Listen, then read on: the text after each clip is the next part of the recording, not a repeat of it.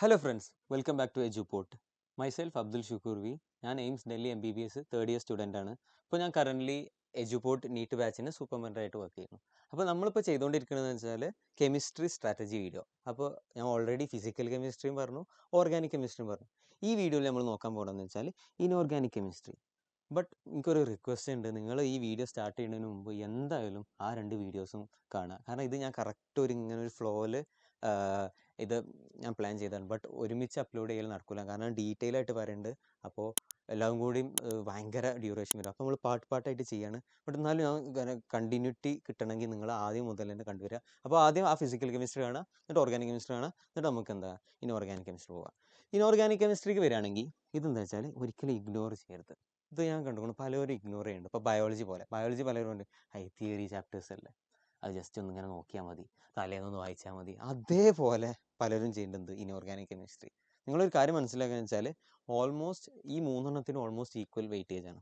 ഇപ്പോൾ ഈ ഫിസിക്കലായാലും ഓർഗാനിക് ആയാലും ഇനോർഗാനിക് ആയാലും. പക്ഷേ ഇനോർഗാനിക്കിൻ്റെ ഒരു രസം എന്താ വെച്ചാൽ ഇത് വെയിറ്റേജ് ഈക്വൽ ആണ്, ബട്ട് ചാപ്റ്റേഴ്സ് എത്രയോ കുറവാണ്.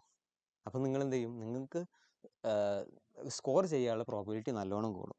പിന്നെ എന്താ വെച്ചാൽ എങ്ങനെ ഇത് പഠിക്കണം എന്ന് ചോദിച്ചാൽ NCERT ഫുള്ള് മെമ്മറൈസ് ചെയ്യുക, അത്രയേ ഉള്ളൂ. ബയോളജി പോലെ NCERT ഇപ്പോൾ എന്ത് ലൈന് ചോദിച്ചാലും നമുക്ക് ഇങ്ങനെ പറഞ്ഞുതരാൻ പറ്റണം. ഫോർ എക്സാമ്പിൾ ഒരു ഇതിൻ്റെ സ്റ്റെബിലിറ്റി അങ്ങനെ എന്തെങ്കിലും പറഞ്ഞാൽ ഇത് ഈ പേജിൽ ഈ ചാപ്റ്ററിലെ ഈ പേജിൽ ഈ സൈഡിൽ അത് നമുക്ക് ഓർമ്മ വരണം. ബയോളജി പോലെ വായിച്ച് എന്താക്കണം, ഫുൾ കൺസെപ്റ്റോടെ നമ്മൾ എന്ത് ചെയ്യണം, മെമ്മറൈസ് ചെയ്യണം. അതാണ് ഇനോർഗാനിക് കെമിസ്ട്രീനെ ഒരു സൂപ്പർഫിഷ്യലായിട്ട് പറയാനുള്ളത്.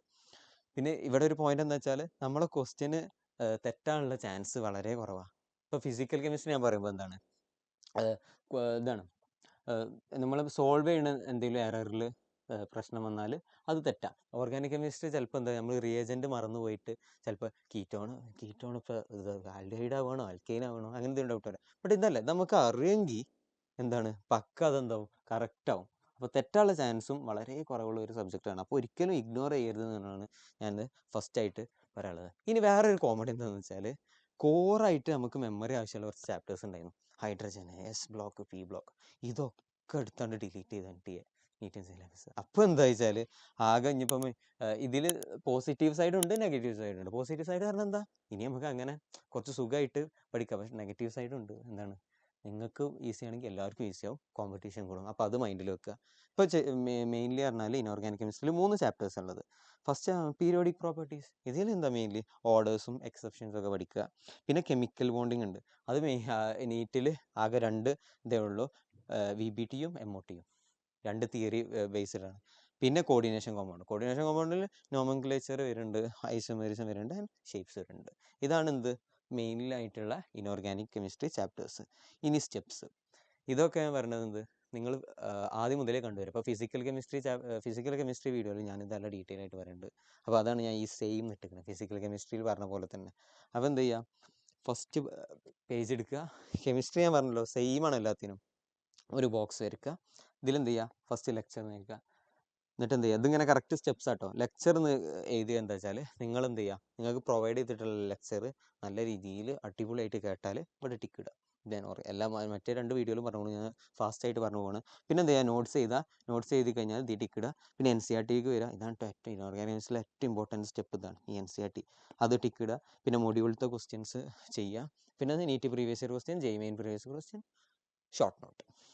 ഇനി എന്താ, ഇനി ഓർഗാനിക് കെമിസ്ട്രീനെ പറഞ്ഞ പോലെ തന്നെ നമ്മൾ ഇനോർഗാനിക് കെമിസ്ട്രിയിൽ നിങ്ങൾ എന്ത് ചെയ്യാം, സെപ്പറേറ്റ് നോട്ട്സ് ഉണ്ടാക്കൽ നിർബന്ധമാണ്, കമ്പൽസറി ആയിട്ട് ഉണ്ടാക്കണം. അതിലെന്ത് ചെയ്യുക, പല ഓർഡേഴ്സ് ഉണ്ടാവും, പല എക്സെപ്ഷൻസ് ഉണ്ടാവും. ഈ എക്സെപ്ഷൻ ക്വസ്റ്റ്യൻ ചോദിക്കലാണ് NTൻ്റെ ഫേവറേറ്റ്.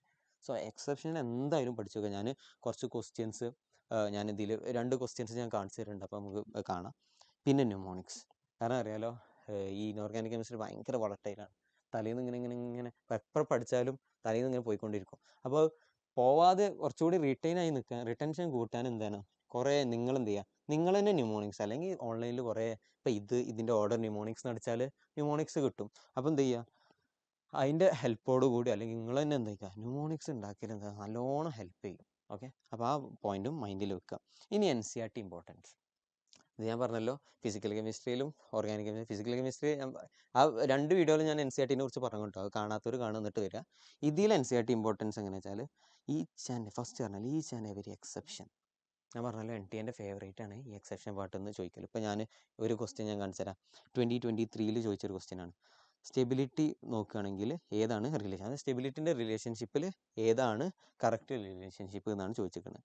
അതായത് ട്രൈഹാലൈഡ്സിൻ്റെ. അപ്പോൾ ഇതിലെന്താ NCERT കൊടുത്തിരിക്കുന്നത് റിയാക്ടിവിറ്റി ടുവേർഡ്സ് ഹാലജനിൽ കൊടുത്തിരിക്കുന്നത് these elements react with halogens to form trihalides except TLI3. അപ്പോൾ എന്താണ് TLI3 ഫോം ചെയ്യണില്ല. അതിൻ്റെ അർത്ഥം എന്താ?